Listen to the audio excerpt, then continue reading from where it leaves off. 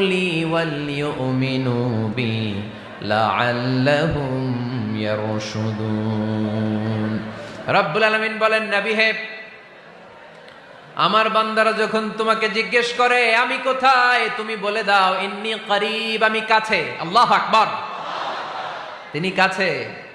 আল্লাহর হাবিব সাল্লাল্লাহু আলাইহি ওয়াসাল্লামকে আল্লাহ কমান্ড দিলেন, আপনি বলে দেন যখনই উম্মতেরা জিজ্ঞেস করবে আল্লাহ কোথায়, আমি কোথায়, আপনি বলে দেন ফাইন্নী করিব, আমি কাছে।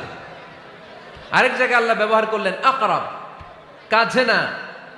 করিব মানে কাছে, আর আকরাব মানে সবচাইতে কাছে।